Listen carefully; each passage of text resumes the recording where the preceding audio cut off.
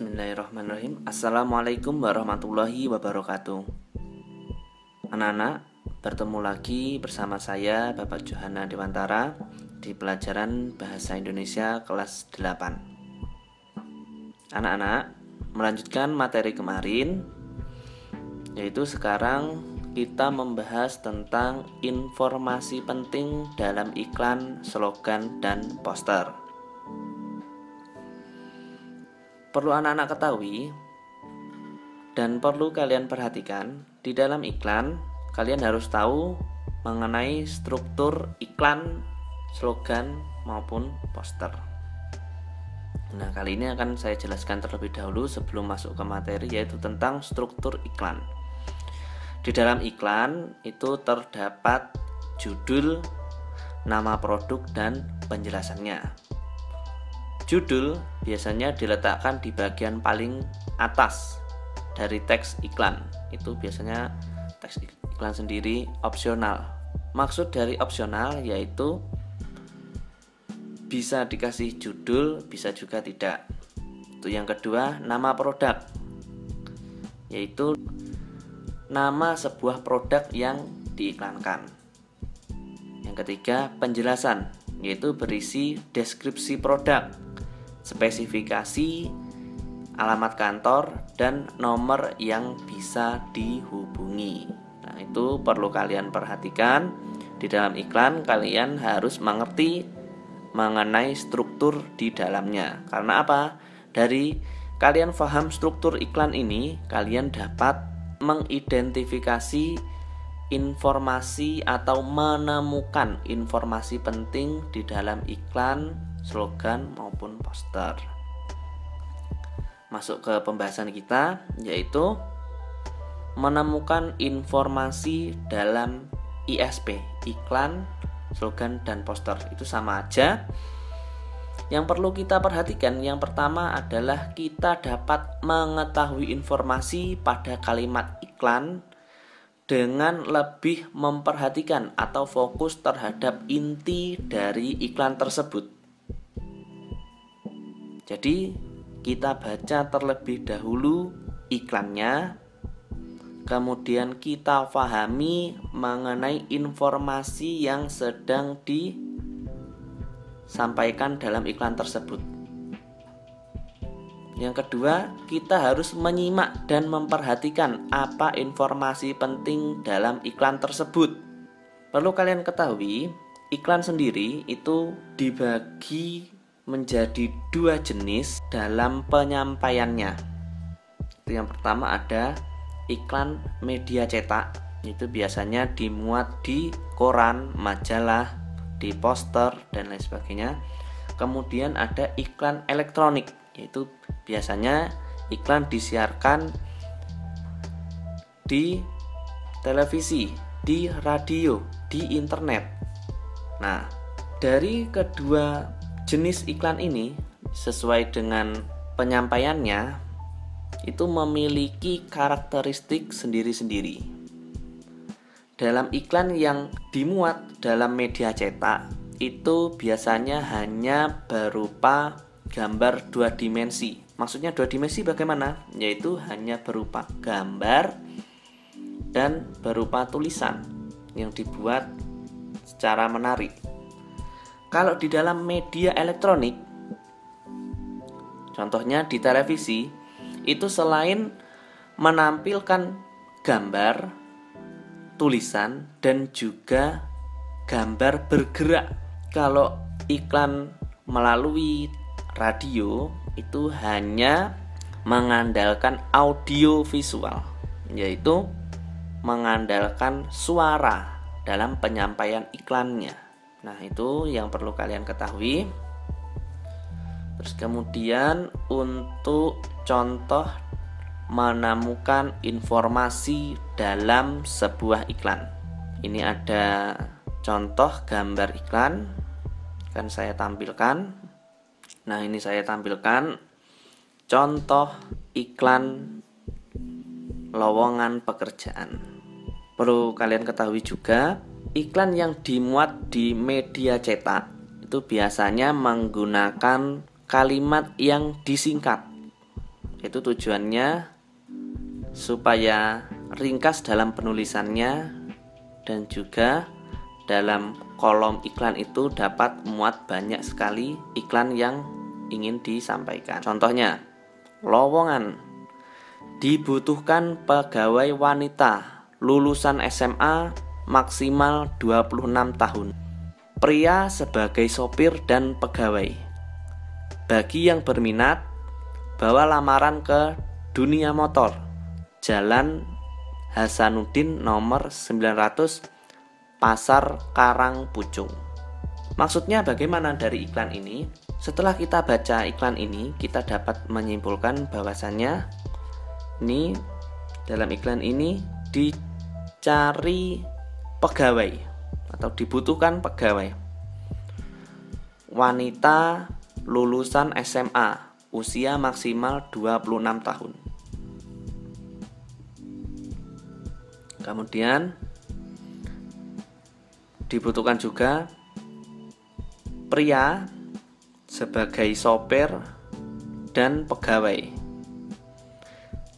Yang berminat silahkan kirim lamaran ke kantornya, nama kantornya Dunia Motor. Alamatnya Jalan Hasanuddin nomor 900, Pasar Karangpucung. Nah, itu untuk contoh dari iklan. Kemudian menemukan informasi dalam slogan. Nah, di dalam iklan itu pasti ada kalimat slogan. Ini contohnya. Contoh kalimat slogan. Hidup hanya sekali, hiduplah yang berarti. Maksud dari slogan ini bagaimana? Kita hidup di dunia hanya sekali. Maksudnya sekali, setelah kita mati, kita tidak bisa hidup lagi. Hiduplah yang berarti. Selama kita masih hidup dan belum mati, kita harus memanfaatkan kesempatan kita di dunia, apalagi masih sehat, itu untuk melakukan hal-hal yang berarti seperti belajar, kemudian berprestasi di sekolahan, di kelas, kemudian memberi manfaat ke sesama makhluk hidup. Itu untuk contoh dari slogan. Selanjutnya, contoh slogan yang kedua, orang bijak buang sampah sesuai tempatnya. Maksudnya bagaimana? Kita sebagai orang yang bijak, atau kita kalau ingin menjadi orang yang bijak, yaitu harus membuang sampah pada tempatnya. Tidak boleh membuang sampah di sembarang tempat. Membuang sampah di sungai, membuang sampah di laci meja, membuang sampah di selokan, dan lain sebagainya. Itu adalah contoh dari orang yang tidak bijak, orang yang berperilaku jelek. Nah, dari slogan ini kita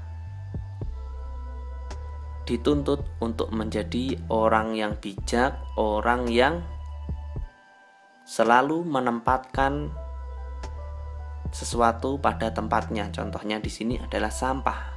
Sampah itu tempatnya tempat sampah, bukan di kolong meja. Selanjutnya kita ke menemukan informasi dalam poster.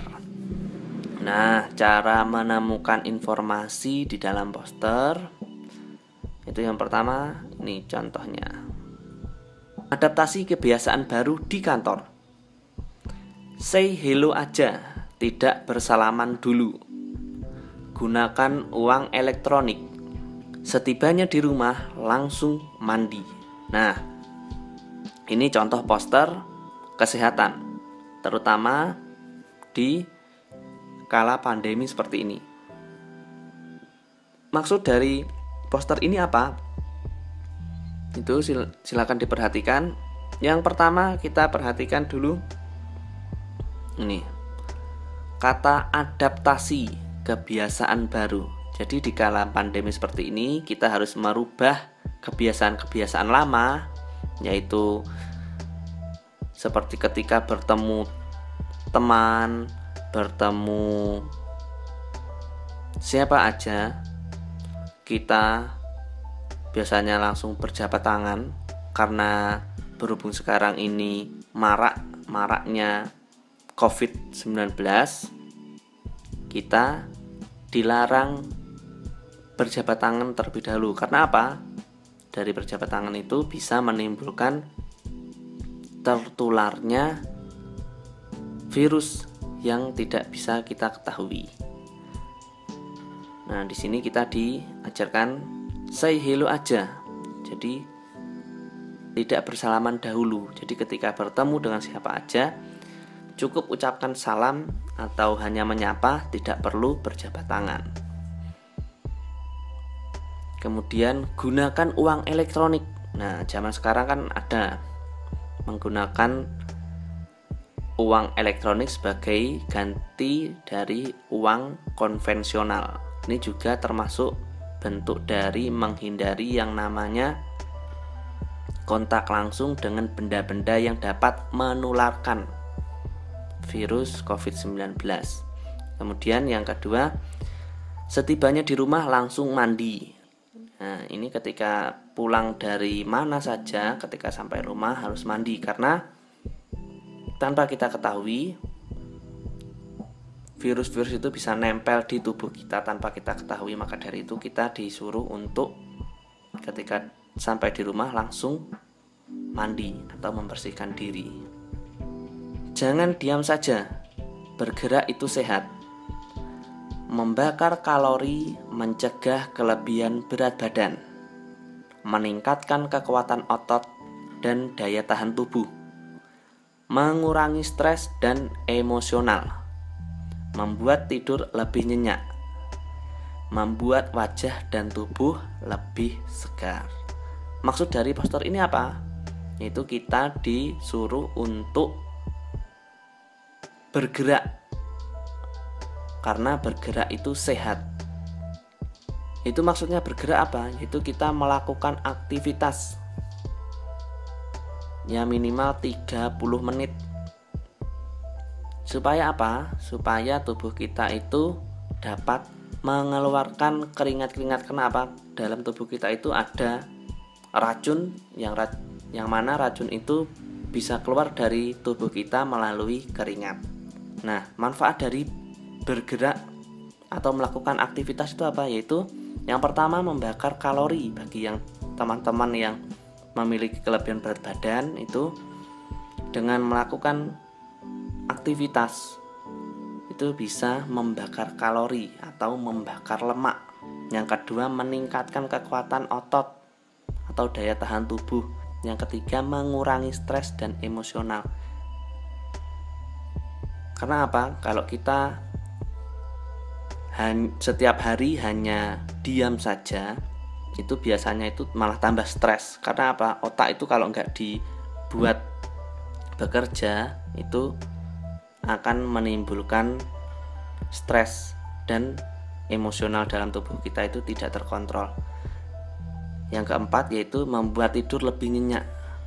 Dengan bergerak kita mengeluarkan tenaga, capek, kemudian ketika tidur kita, kalau capek itu saya yakin tidurnya pasti nyenyak. Dan yang kelima yaitu membuat wajah dan tubuh lebih segar. Karena dengan bergerak melakukan aktivitas, kita merubah mood, merubah perasaan, sehingga wajah dan tubuh lebih sehat dan segar. Nah, itu dulu penjelasan dari saya. Untuk tugas kalian yaitu silahkan cek di Google Classroom. Linknya sudah saya taruh di bawah video ini. Demikian dari saya, apabila ada kurang lebihnya saya mohon maaf. Wassalamualaikum warahmatullahi wabarakatuh. See you.